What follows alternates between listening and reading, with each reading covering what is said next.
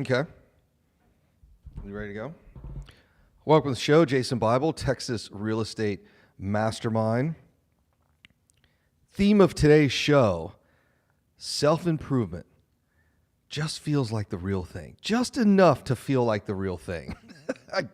I'm watching it right now. A lot of the self-improvement talk on social media. Because real estate is in an absolute tailspin. If you are a realtor or if you are a loan officer, you are feeling it. And everybody's trying to pump everybody up. It's going to be fine. Oh, everything's good. It's going to be just fine. And it's like, well, hold on, guys. I was listening to Mike over at Altos Research, and he said we may end the year with under 500,000 homes in the United States available for sale. That is not good, by the way. So back in 2018, 2019, we had about 1.4 million homes active for sale in the marketplace. We may end the year at 500,000, which is crazy. I think we're just under a million right now. But we do not have enough houses to sell. I am seeing anecdotal reports all over the place about listings going on the market, above list, no contingencies. And I read some of these yesterday. But if you're looking for the stories, if you're looking for the, oh, Jason, there's going to be these deals and we're just going to go and steal this stuff, it's not happening.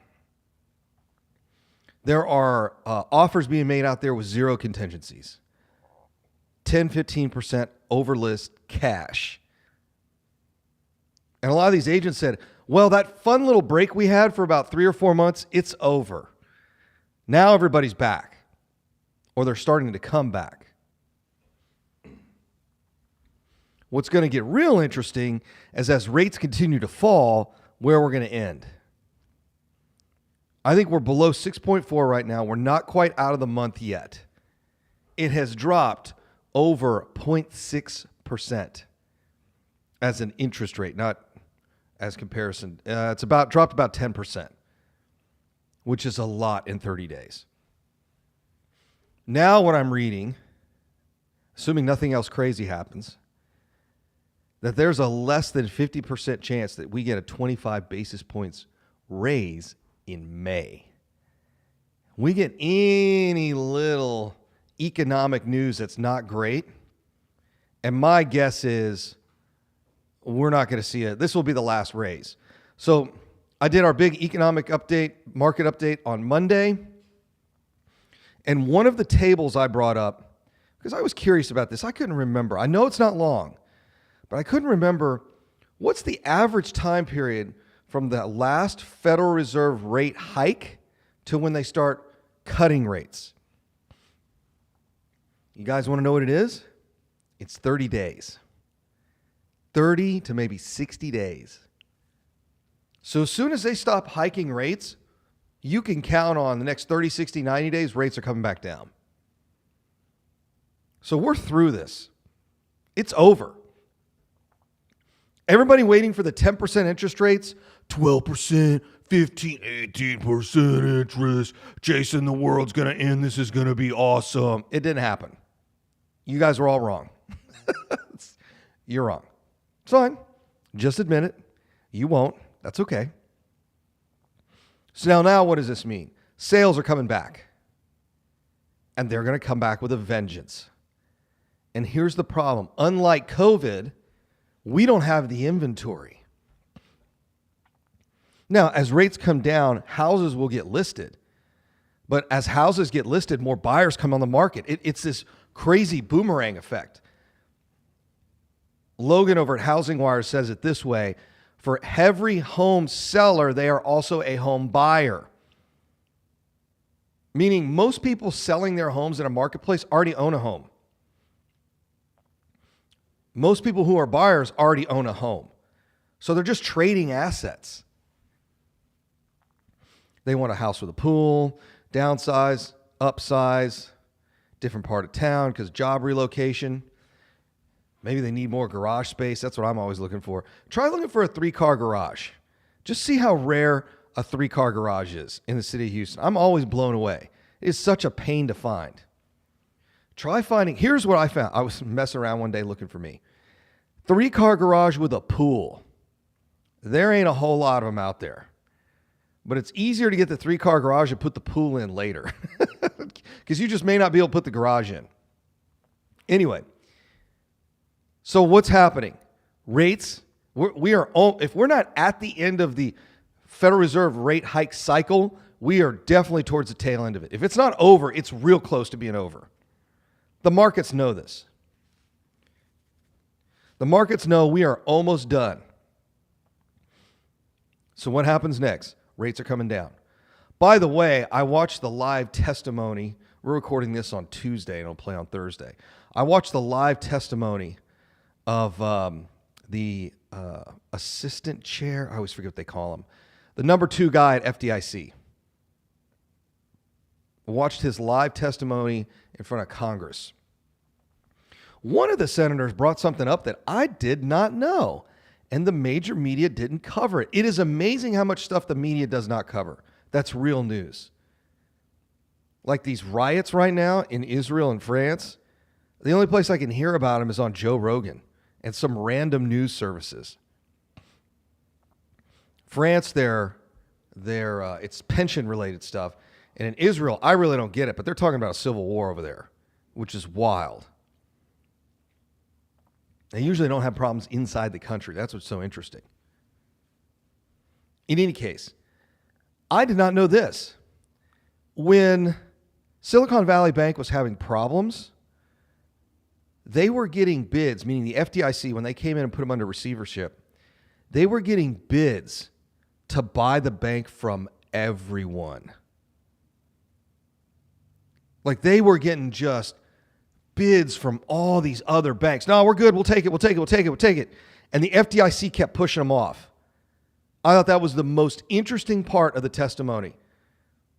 So the FDIC didn't have to step in and insure depositors. Treasury didn't have to get involved. Neither the Federal Reserve. Let's set up this big fund. Something else is going on. Because when a bank fails, this is what I heard from a bank insider, and this guy is one of the sharpest guys I know. And I sent him a text. I said, how do you buy a failed bank? He said, typically when the FDIC walks in, they already have a buyer. I said, no kidding. He goes, uh-huh. That's how that works. They go in, goes into receivership. They already have a buyer. All they're doing is they don't have to verify assets because they know what they've got. I think it just takes time to put the new logo on the door and on the letterhead. So he said, look, by the time the FDIC steps in, they already have a buyer. Very rare that they don't. And according to what the senator asked this FDIC chairman was, hey man, well, we got word that you guys got a whole bunch of bids for this bank before you took you over. So why weren't you replying to those bids? I'm like, oh, now that's an interesting story. My guess is, just my little guess here, the contagion ain't over.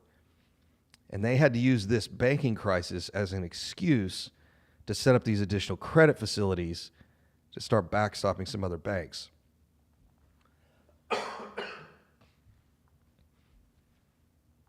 That is my wild guess.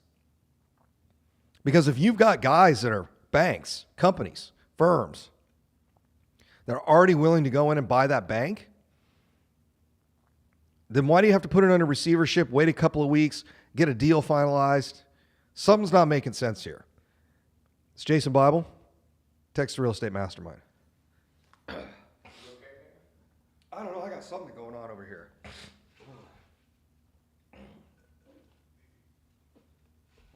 I hate taking my allergy medication all year, so I'll stop taking it, and then I'll stop taking it too soon, and then it's just like all over again.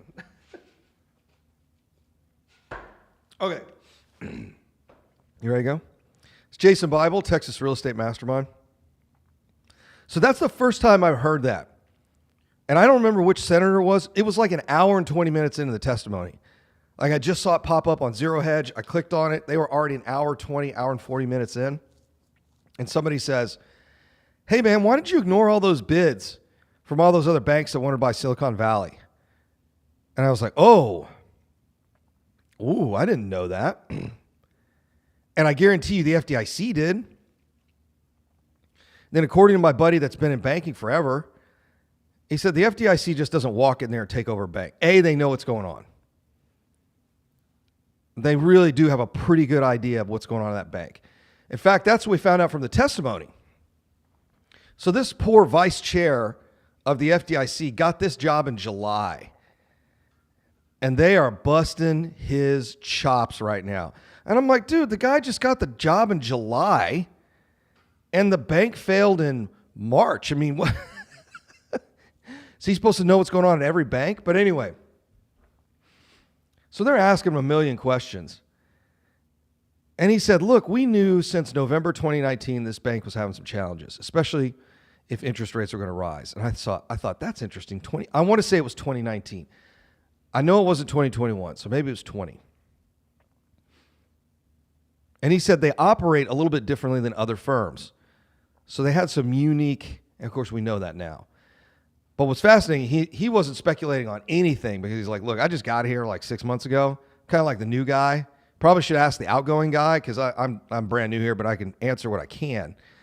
And we'll have a report for y'all. But, you know, it's fascinating how quickly Republicans in particular jump on the, well, why weren't the regulators doing anything train?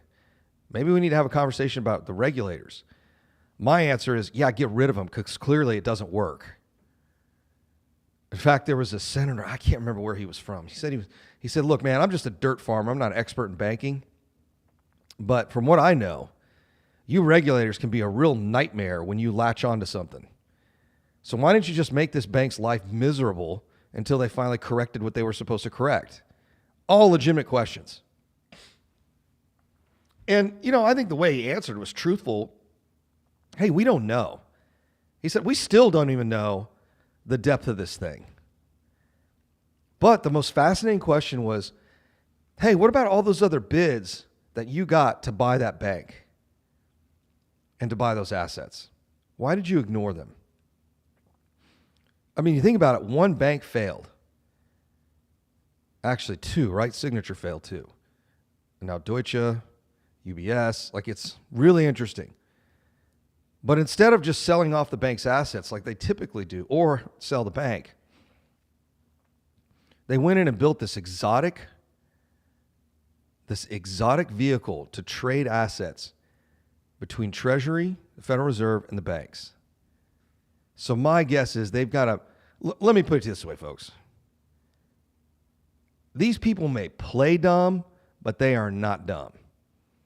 Everyone knows who's been in banking for about 6 minutes knows that if rates rise fast enough and depositors take out enough money, you're selling big assets at a huge loss.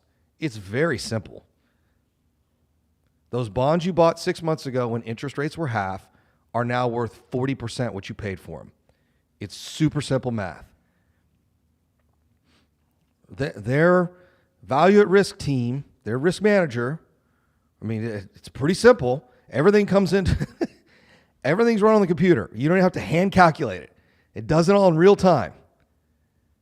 One of my favorite questions was, hey, if we had a similar bank run on other banks in the United States, do you think they've got enough liquidity to survive? And he avoided that question like you wouldn't believe. That dude was a tap dancing away. Don't answer that question because we all know the answer. The answer is yes. If we have a bank run like they did at any bank in the United States, they are done. Banks do not carry that much cash on them. Especially in a world with low interest rates. They're just not making any money. So long story short, if we're not at the end of the rate hikes, we are damn close to the end. Maybe we get 2 more rate hikes. But here's what I know. By the end of the year, rates are coming down. Rates are absolutely coming down. They will not have a choice. That's why I said from the beginning, when this all started last year, I said they could take rates to 9,000%, but it's not going to stop inflation. It's just not. because we have demand side inflation and supply side. Although I would argue, this is what I would argue. I don't think it's an expansion of the monetary supply, because the technical definition is more money in the system is inflation. It has nothing to do with prices. Prices and inflation have nothing to do with each other. I know that's going to drive a lot of you guys crazy, but if you get into the technical definition, that's really what it means. The simple expansion of the monetary supply is inflationary. Period. And prices don't have anything to do with it. Now, sometimes they end up increasing consumer prices, and that's true. But here's where things get really interesting. We've got more jobs than we know what to do with. We have massive supply shortages still. I will tell you, COVID is over when you can drive by a Honda or Toyota dealership and it's full of cars. Brand new cars, not used ones. There's a Honda dealership I drive by here. Doesn't even look like they're open. I mean, their used car lot's got some used cars in it, but you can't even tell the new car lot is open. It is insane. So when you can drive up to Toyota and buy a 4Runner and have your pick of any color you want, all the options you want, that's when you know COVID's over. But it's not, and I don't think it's going to be over anytime soon. They cannot keep up with demand. What happens is when you get in these just-in-time inventory systems, which Toyota really pioneered it, and you have a little hiccup somewhere, it creates a massive problem. You will have a huge backlog of inventory, of not enough inventory. That's what we're experiencing right now. There are not enough cars to satiate demand. When we get a good job loss economy, maybe that'll fix it. But here's what I know, and we're about to experience this in real estate. Once those jobs come back, then you will see it'll slow demand down a little bit, but then you will see a demand spike. It's not that rates went up, it's rates went up too fast. That was the real problem. Rates went up way too fast. So we've got to smooth this out a little bit. But like I said, and I agree with Logan over at Housing Wire, Mike over at Altos Research. We get these rates into the 5s, heck, the low 6s. But I know in the high 5s, it is going to kick off a flurry of home buying activity that'll be even greater than COVID. So what does that mean? You're an investor, you're like, okay, what does that mean? You need to get ahead of the train. And the train you're about to get hit by is twice as many buyers in the marketplace you're buying in. And they're paying retail. And they're buying houses to fix up because there's no other houses to buy. That's what the train you're about to get hit with. How much time do you have? A month? 2 months? It's soon. It's certainly within 6 months. I'll look at the mortgage application data. That tells me it tells me where buyers are at. We see a pickup in mortgage application data, and it's game over for investors. You're just not competitive. What does that also mean for investors? Massive appreciation. When we get back from the break, I'm going to talk about what happened in 2019. It's Jason Bible, Texas Real Estate Mastermind.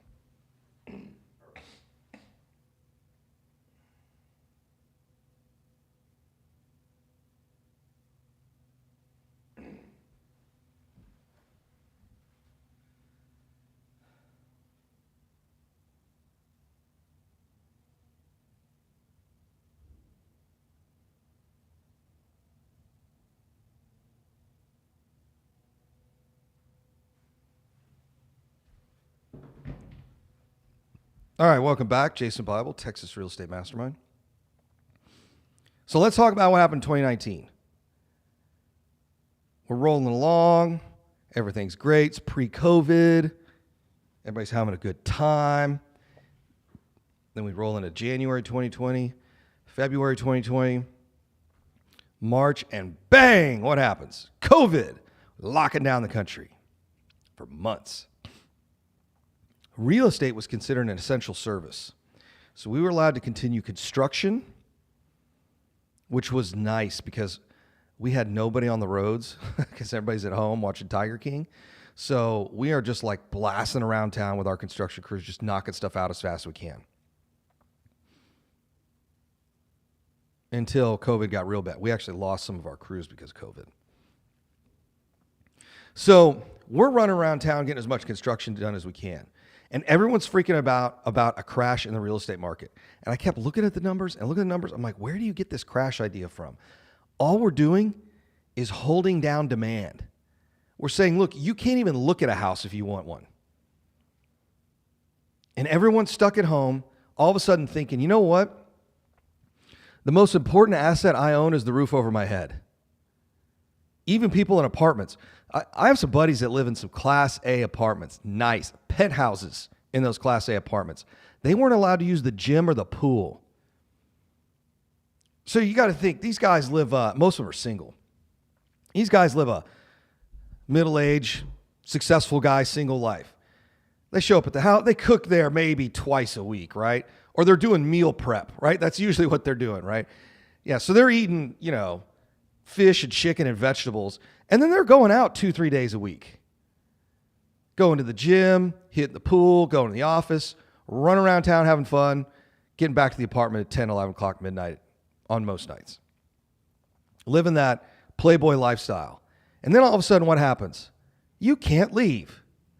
What do you mean I can't leave? 45 years old, make some pretty good money. You can't leave. Everything's closed.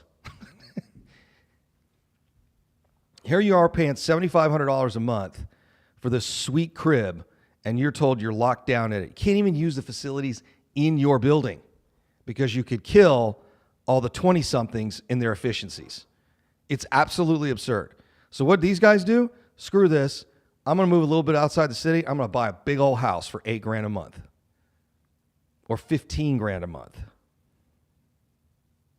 Yeah, I'm not doing it. And I think the same thing happened with a lot of folks that had condos, really nice condos. $1,000, $2,000, $3,000 a month HOAs, valet car service, dry clean, all that stuff. And they said, you know what? For $10,000 a month, I can get a pretty nice house. And I don't have to deal with this nonsense ever again. And I'll get a cool pool. I'll have a grotto back there and some waterfalls. And I'm going to get a big old garage for all the cars. I'm going to do that. And then I'm just going to hire staff. Make sure the house is clean. Got my little chef here. I'm going to do all of that. I'm not going to do this COVID nonsense again. Then you have people in their efficiencies paying $1,500, $2,000 a month. Same thing. Man, I could buy almost a when rates went down real low, almost a $400,000 house on 2 G's a month. Put $100,000 down, you're probably at $2,200 a month. Taxes, insurance, the whole thing. Yeah, I ain't living in this thing anymore. This is ridiculous. You did see occupancy rates, vacancy rates skyrocket in Class A. Because Class A people have a choice. They don't have to live there. Class C do not. Class C assets are typically, if you're moving out of that apartment, it's because you're buying your own place or you're going to live with your mama. That's it. That's the only choice those folks have.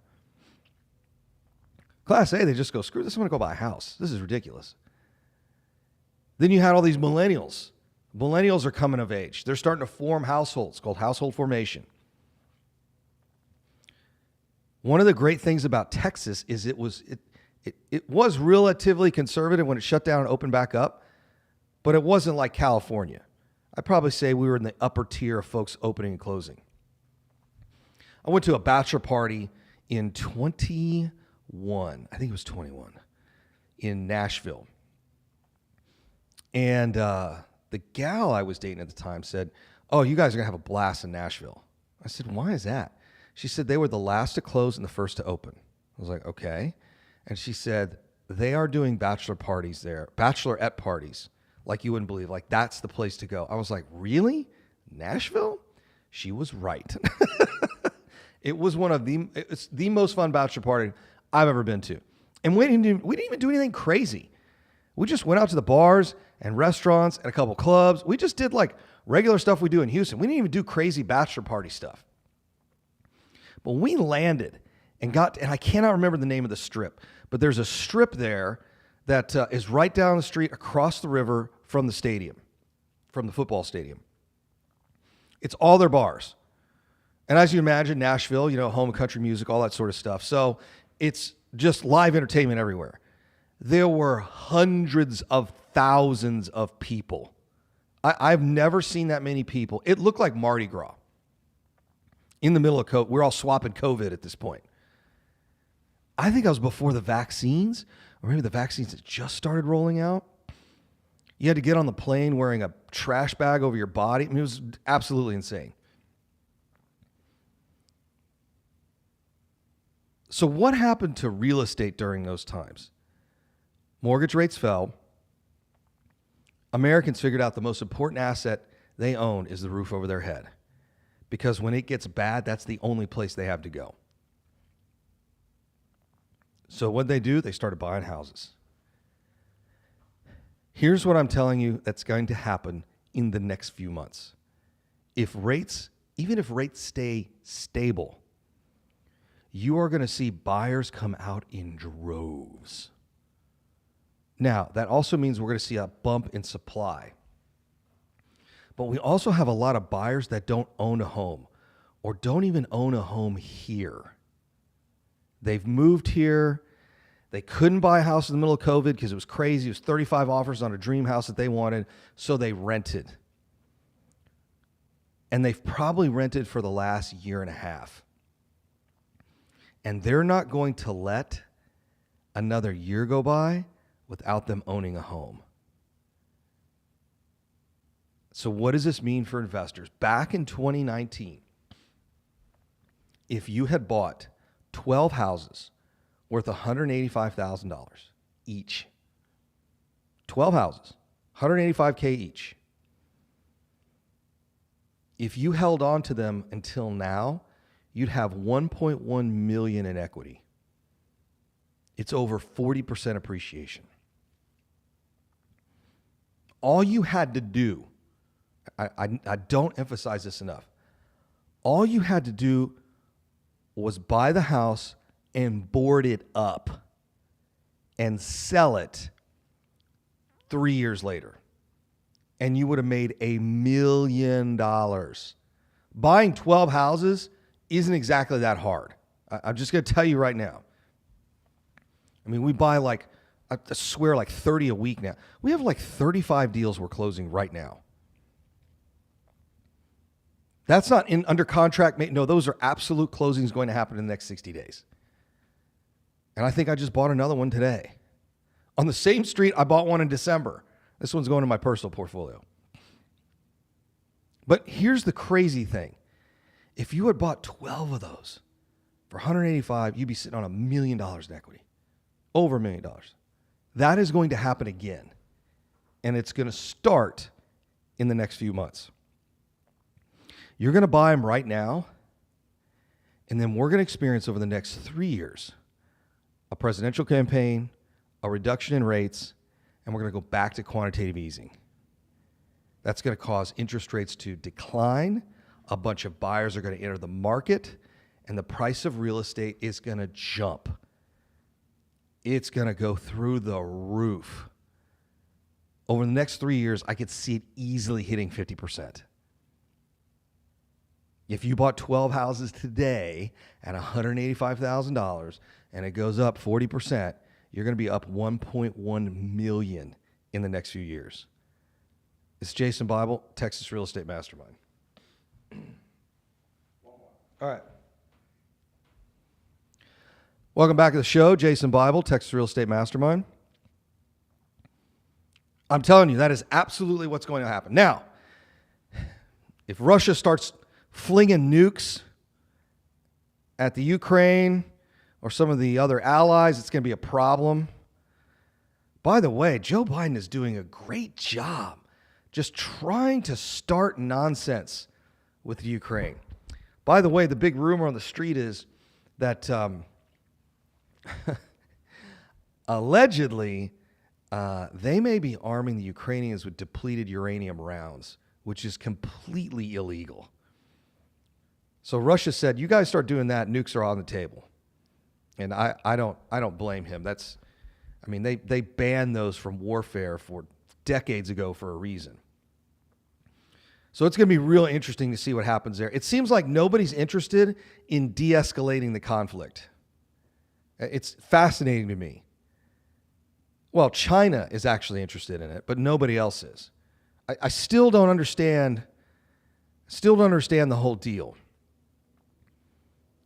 And if you look at the Israeli reports, and I'm trying to think who else has produced them, the kill counts, the Ukrainians are getting slaughtered.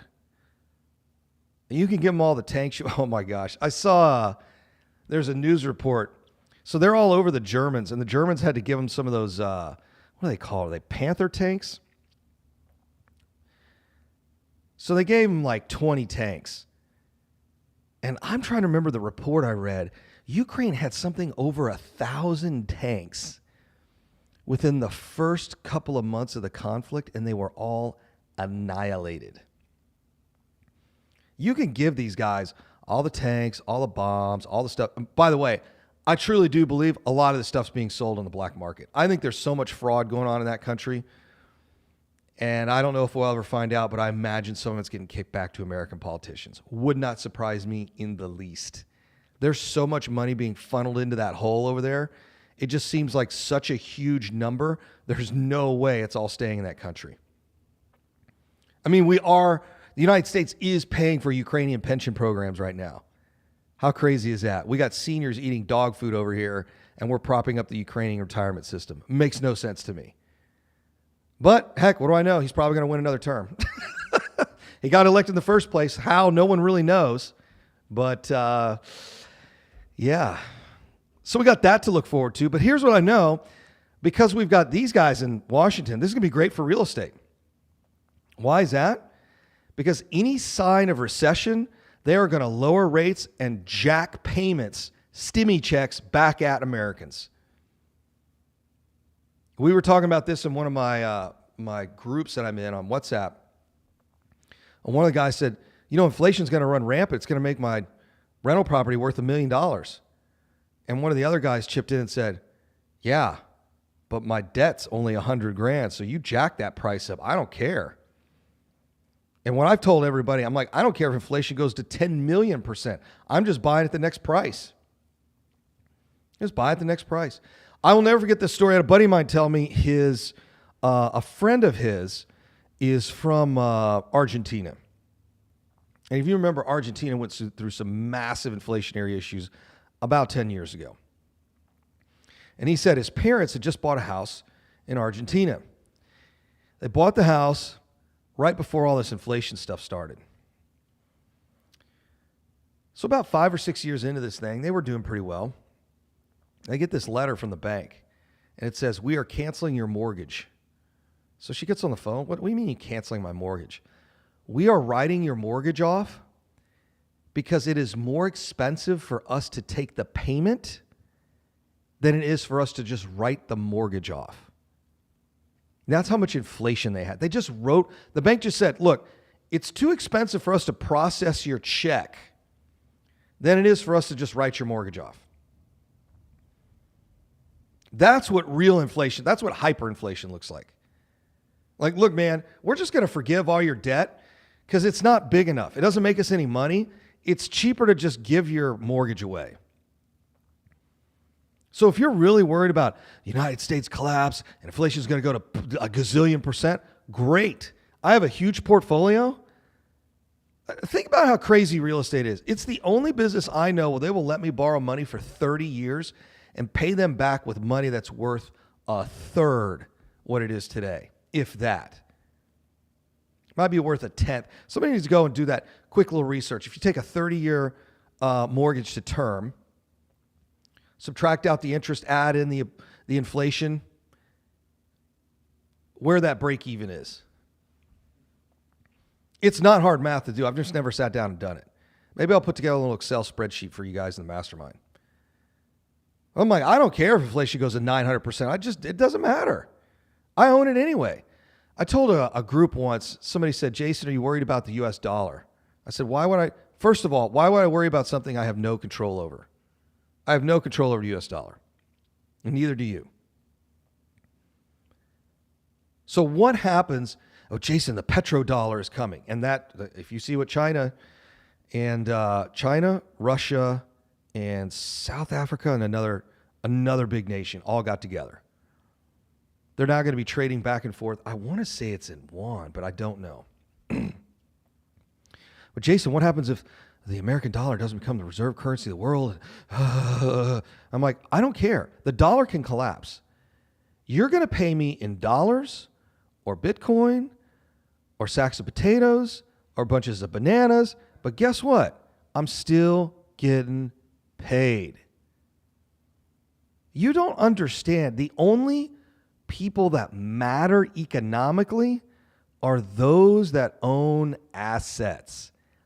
And I will tell you right now, a financial instrument is not an asset. You guys have not, I haven't done this in a couple of months, but I do a whole presentation on what a real asset is.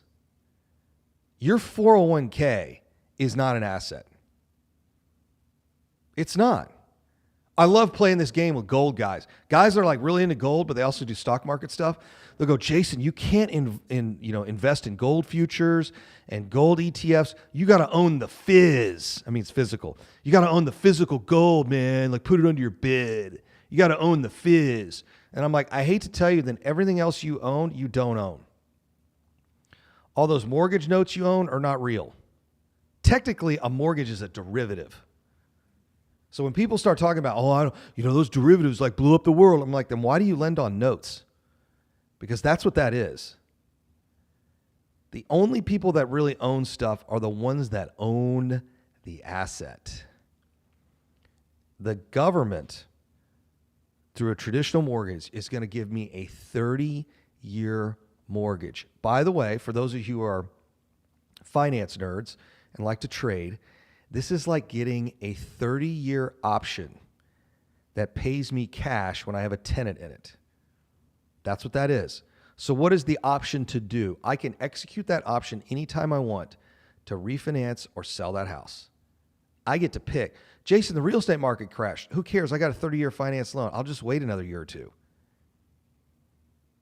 It is one of the most lucrative financial investments ever created, the 30-year mortgage.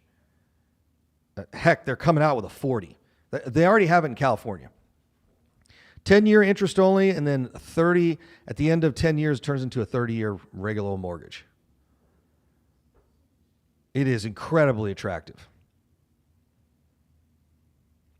So up to you guys. Here's what I'll tell you. I was listening to one of my favorite podcasts, and they said, you know what fixes doubt? It's the only thing that fixes doubt, and that is action, going to do stuff. So you want to take that first step, you go to mrtxre.com. We do a 3-day class. It's $97. We teach you everything we know about real estate. Your head will hurt when you leave. You can also go to the Texas Portfolio Builders Club, the Texas Portfolio Builders Club. We have opened that up. It's $4,000 a year for the first 20 folks. We're only taking 50 people this year. So if you want to buy some properties, that's our buying group. If you want to be a part of it, kind of like how we do the mastermind, that's it. The Texas Portfolio Builders Club.com, the TXPBC.com. Thanks for listening. I will see you guys here in a little bit.